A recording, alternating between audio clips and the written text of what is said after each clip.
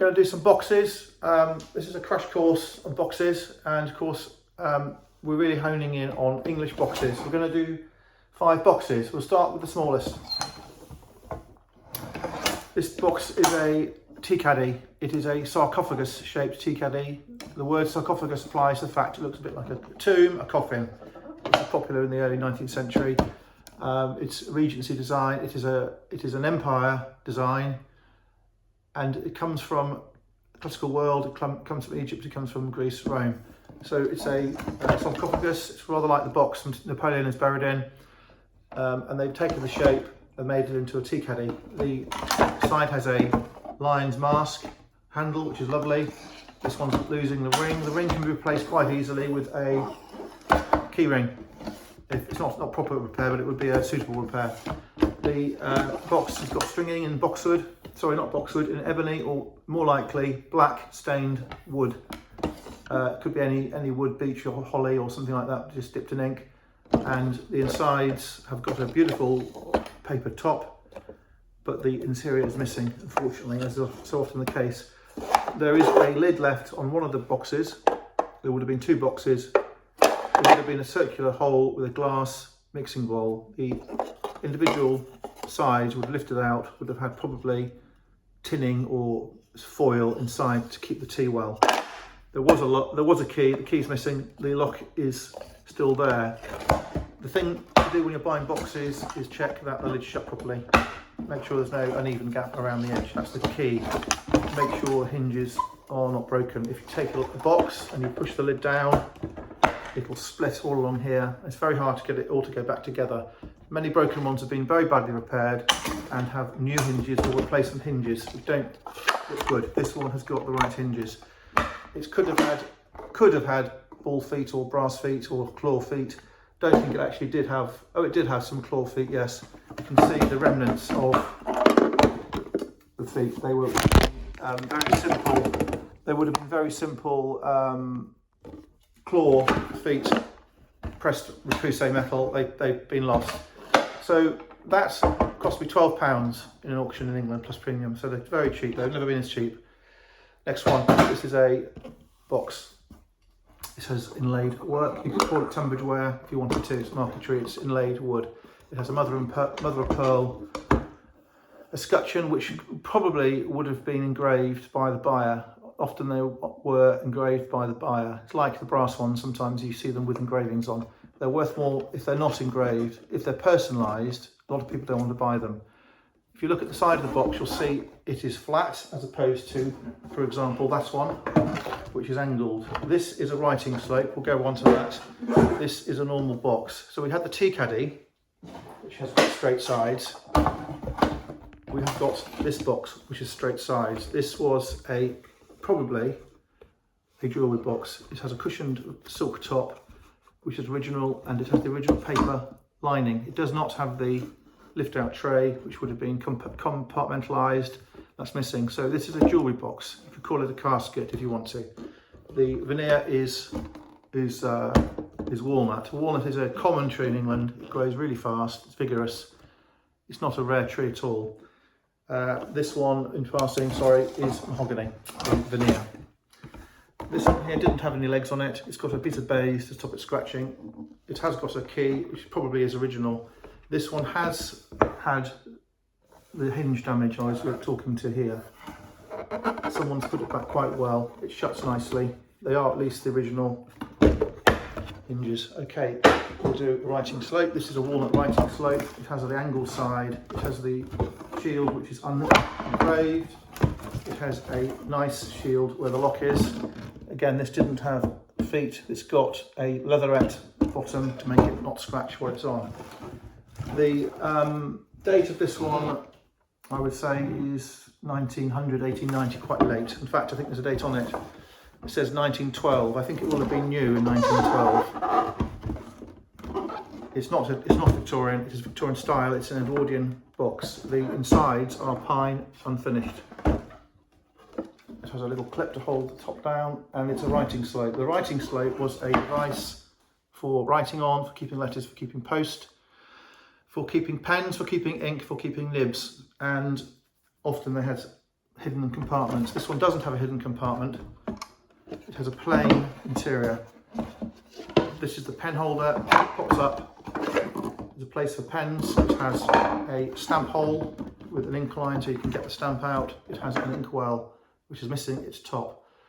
It is a nice box because the hinges are original. These are not replaced. It shuts nicely. It's unengraved, it's unpersonalised. The limitation is it's lacking a key. One of the teeth is missing. Okay, we'll do the next one. The next one is a writing slope. You can see from the side.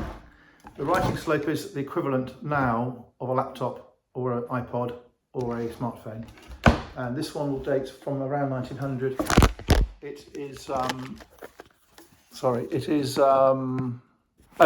an unusual wood to find in a writing slope, and at some stage the panels have been recovered with a leather wrap. These are not hinged. It's a very basic writing slope. I think this is a service writing slope possibly, or a school writing slope, or a cleric's writing slope. It's got no trim, decorative trim at all. The inlaid sections are pine, not veneered. The interior is very, very plain with a later velvet cover, but the hinges are the right hinges, and it is nice and big, and it is oak, which is a lovely English wood, and it closes beautifully, and you can see it's rather good size. We'll do the last one. The last one is a special box. The last one is a walnut box. This will date from around 1860, 1870. It's got what is Bramah locks, which are a tube-shaped key with the teeth on the edge, within the edge of the cube, and sometimes sticking out. It's a special key, and it's a sign that it's going to be an expensive box. It would have been an expensive box to make and buy. You can see it's got these campaign-style corners and straps. The idea of that is it's trying to look like it's been on a war or across Europe on a grand tour. This strap looks like a leather strap, binding it together. These cap corners are decorative really. They are to resist wear. If it was on a stagecoach being thrown around, in the hold of a ship being crushed or thrown around, or in a military situation being burnt or shot at, this is what this brass trim is for. It's all show really. This is not going to be probably military at all. The scutcheon shield is blank, as is the one on the front, and you've got a all-around beautiful veneered box. The bottom has got bays on, which is probably not the original bays. It is a writing slope because it's angled. So we'll look inside. This one here has got fantastic original hinges. It has also got a tooled leather interior. The tooled leather is not original, and it is likely the original was not so flash. Someone has had it restored. It's got beautiful holders to hold the flaps down. It's got a little flap to lift the interior. The interior on this occasion is varnished, and it is mahogany. It's probable the base wood is mahogany and the veneer is walnut. Yes, I think so. The top section has got inkwells, which are the original inkwells, with beautiful patented ink screw-on non-leak lids. The Bramah lock has got the teeth. I haven't got the key unfortunately, and it's got these pinholes. The pinholes are really special. They line up the top to the bottom, so when the lock closes, the key is not under any duress and not being pressured. It means the lock's already lined up ready to take the locking teeth without putting any pressure on the locking teeth. So it's going to be a special lock, hard to pick, hard to get into.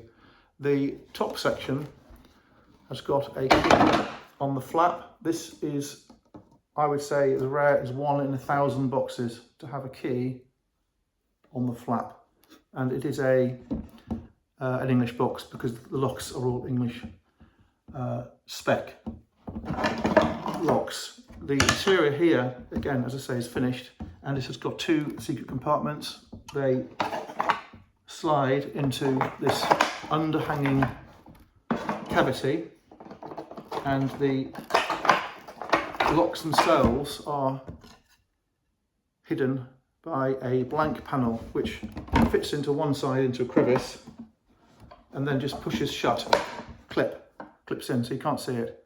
Obviously it's locked in the box, it's locked in the flap, it's hidden inside the cavity. To get into this, you have to pull this piece of wood up, and it opens up. So this box is a really lovely box. It's depersonalised, it's got all the original bits, it's been improved, it's been refinished. The problem with this box is the fact that the key is missing. It's possible to get the key made because the box unscrews really easily. This is the top plate with the holes to take those pins I was talking about. So I've gone through this very quickly and dropped the camera a couple of times, but these boxes are very easy to post, they're very easy to get posted to you, they're easy to restore if you want something to do. If you have nothing to do, you can fix it. A lot of people at England actually fix boxes for fun. They're very cheap at the moment, not many people want them, there's no export market for them. A lot of collectors who want them are dying, people get divorced, people go bankrupt, and there's a lot on the market. They're cheap, they're never going to get any cheaper, they can't be any cheaper. And I think decoratively they are super. It's not really a useful thing, but it's a nice thing. It's old. This one is a particularly good one. Don't mind if I don't take this one. And I think that, as I say, they're a good thing to buy. If you're buying continental boxes, you have things like bull, tortoiseshell, exotic woods, graved locks, mother of pearl, ivory, bone, precious stones, so ebonised items. So these are really ordinary English boxes in terms of how they are, but if you are a box aficionado, you can specialise in caskets with glass panels, you can specialise in reliquaries, you can specialise in coromandel, you can specialise in Gothic or early types of box. So this is just a crash course. I hope that's been interesting. Thank you.